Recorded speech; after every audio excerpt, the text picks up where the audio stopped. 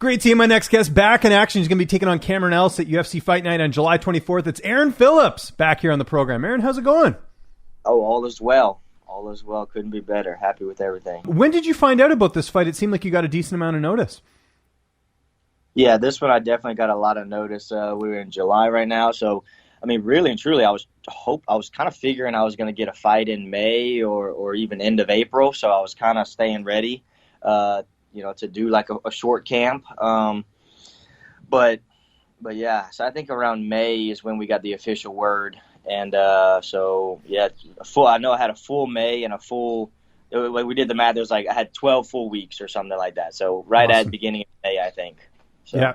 And I know you're supposed to fight Adrian Yanez in December. I know you had an injury that took you out of that. For those who don't know, what was the injury and how long was the recovery time on that? Yeah, I had a fractured foot, kind of compounded with a staph infection. So just the culmination of everything was basically not a good storm to be in. So yeah, so it took me, the staph infection took me until really about January to be able to like turn up the heat and feel good about like entering a training camp. So a few weeks into January and into February, we're like, all right, I've been training consistently for 3-4 weeks now. And then in February, I think my manager, Brian, and I talked, and it was like, all right, I think we're good to go for May, something like that. So good stuff. Well, yeah, it's nice that you got a long camp for this fight. And let's talk about your opponent here. Cameron Else, 10-5 record. What do you know about him? How do you feel like you match up against him here? Englishman, I think. Lost his debut to Kyler Phillips, and seems like somewhat of a hothead. I think I match up with him very well.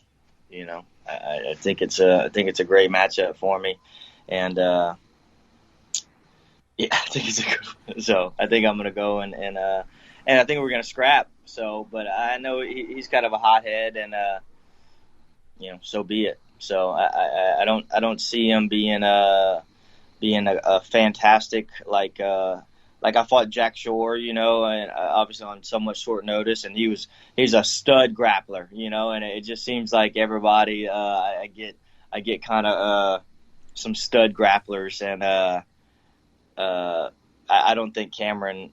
I mean, he can grapple, I guess, but I don't think he's a Jack Shore, and yeah. Props to Jack. I like Jack a lot. I root for him. So, but he was tough as nails.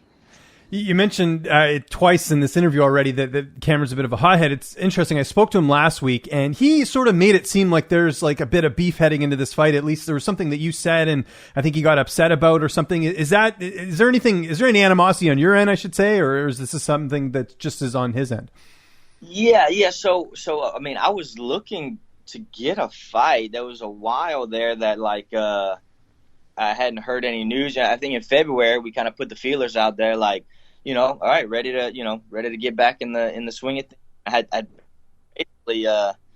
I basically camped. I don't know if did my thing go away? I just got a phone call. Oh no, I still got you. Yeah, you're good. Okay, all right.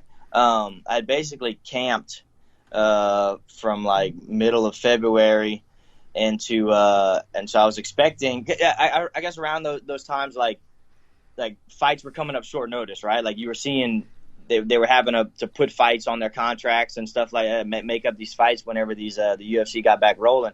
So you were seeing guys taking stuff like veterans getting fights on 3 weeks notice and stuff like that. And 4 weeks was like, kind of like, wow, that's a camp, And so I was kind of already ready to go, expecting us to get like the call for, end of March or middle of April, so I was already kind of in camp, and then I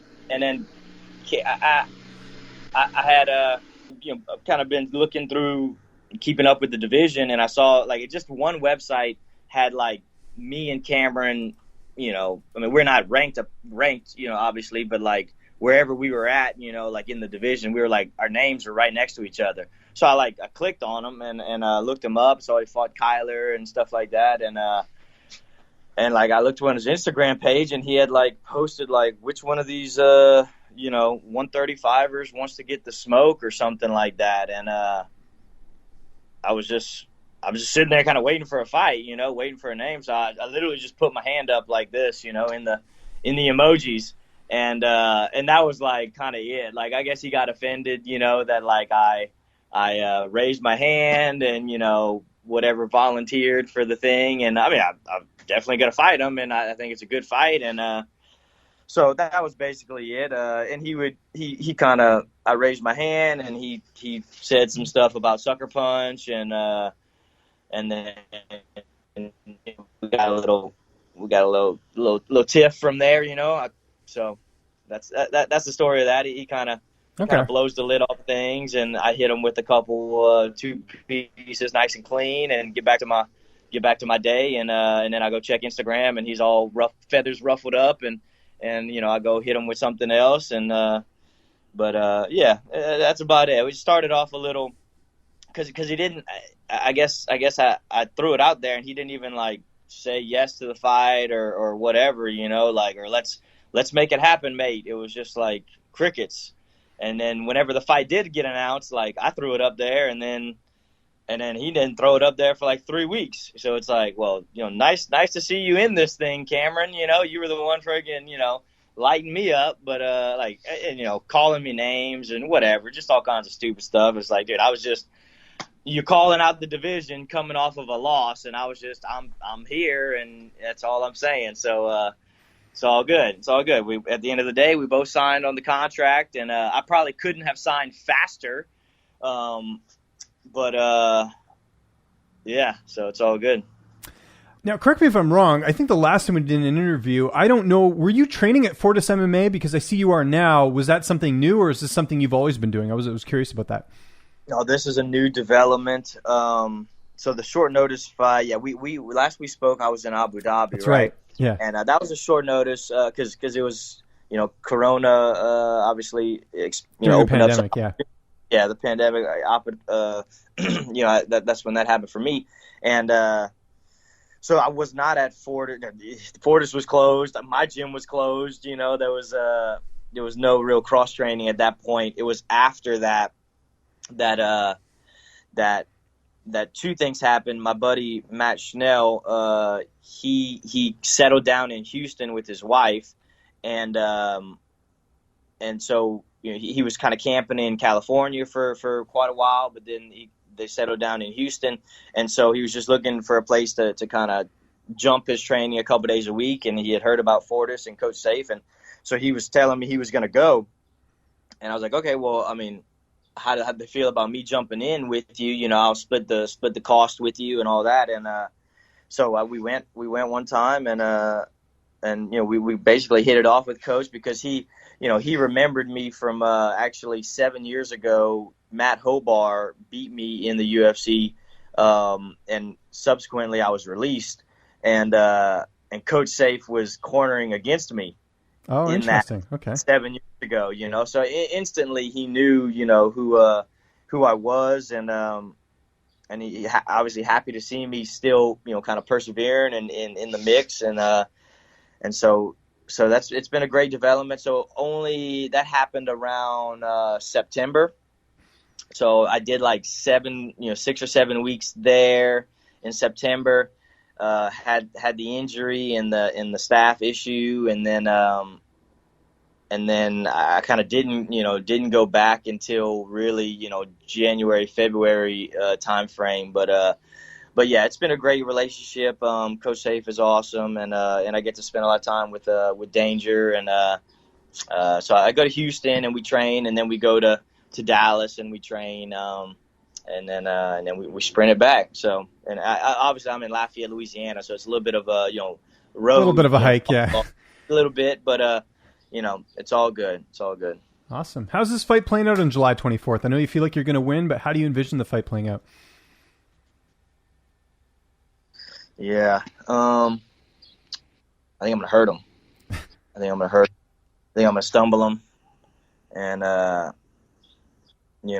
yeah, I think I'm gonna test his will, and I think it's clear that like I've got the, not to be boastful or anything, but I just think I've been doing this for a long period of time. I mean, I started martial arts when I was 7 years old, so I'll be 32 in the first week of August. I mean, that's 25 years. It's a quarter of a century logged in martial arts, and so I do feel like I've got the nuance. I've been through a lot of different wrestling, boxing, Muay Thai, MMA. I've been through a lot of different things, and I just feel like I've got the techniques to make a good clean fight and a good clean finish. And Cameron's rugged, and I'm sure he's working on his things too. But I just think that that's the kind of guy that, like, I know he said that he likes to fight guys like me, and I think agreeable. I like to fight guys like him. I just think I'm more nuanced, and I will find the soft spot, and I'll test his. I think I've got the edge and the skill. I think a lot of people see that, and I think I'll also have the edge and the will too. So imagine after this fight, assuming all goes well and you're healthy and all that, quick turnaround here just to kind of make up for some lost time. Is that kind of what you're thinking? We will see, because lost time is relative. Like I said, I've been pretty much in camp for like. That's true too. Yeah. For a long time, and it's not a short drive down the street, So I've got 2 kids, and they're 5 years old, and they're about to be 3. I've got a gym with literally 20 guys on a fight team that they are just rocketing, up there. I've got kids and teens that are doing great. Like we got a busy fall, and so I've got lost time to make up with my kids and my wife. And my fight team and my just those that have been so supportive of me, my staff. I leave the gym for 2 days out of the week, and they fly the flag and they keep everything covered. My wife is all good. My kids miss me. FaceTime is different than being in person, and so lost time is relative. And I have I think that I probably won't go to Dallas for 4 or 5 weeks at least, just after this fight, see how everything plays out. Short term, like, we're not looking past July 24th. I'm not looking past Cameron Else. But I think all those people deserve, my attention and me to kind of reset and be in town for a month and still train with my guys, of course. But then launch into another camp, with my newfound rekindling with Coach Safe and everything at Fortis. So yeah, gotcha. So we'll see. But another before the end of the year, I think for sure before the end of the year. Okay. And last question before we get out of here. There's another Aaron Phillips who's on TUF 29. Do people ever message you by accident thinking that it's him? They did at the beginning, yeah. And just a lot of guys were confused as to I've got a big following in my hometown and stuff, just because I've been doing martial arts for so long, and like, man, I didn't know you got, you moved up in weight classes and stuff. It's like, yeah, not that much, champ. Like, not. And you have more fights than him too, so it should be pretty obvious, right? Yeah. But he's got like a lot of the same, like A Phillips MMA, I think, on Instagram, and like, that's my email address. Like a lot of things that like if you that's literally my kind of thing in another area. So but it's all good. Like with him and I root for him. He's got a strong name, so I root for him, and I hope he gets. I hope he finishes the. I hope he enjoys the experience on TUF. I've never been on TUF, so maybe that's one thing I always wondered. Like I always saw James Krause, right, go through the TUF house, even though he was in the UFC already, to be and kind of say like he never experienced it, and kind of those things. And sometimes I wonder, like, that's I've been in the fight game a long time, but I've never been in the TUF house, and I'm about experiences, but that would also be 6 or 7 weeks away from my wife and my kids and the gym, but those things cross my mind, and so maybe I can say like, well, my other guy got in the TUF house, and I'm good with that, so there you go. So, living vicariously through him or something like exactly. That. Exactly. There you go. Aaron, thanks so much for doing this. Anyone you want to thank, any sponsors, any social media? I'll give you the last word. Yeah. I want to thank my guys at Brims AC and Heating back home. They've been with me, the long haul. send me out with some Normatec boots and some athletic greens and anything I need and more, of course. But namely, my biggest sponsor is my wife. She's all in. I told her 6 years ago, when I lost in the UFC, 7 years ago now, that like I just believed in myself that I could get back there and get my hand raised in the UFC, and she didn't bat an eye, and she's always been by my side doing whatever it needed. So I've got some great sponsors. My wife being the first and foremost person, and of course Coach Safe. Coach Safe has been great. I truly believe he has my best interest in heart, and it's interesting how life comes full circle in this capacity, from coaching against me to coaching 100% for me. So we're gonna go get it done next weekend.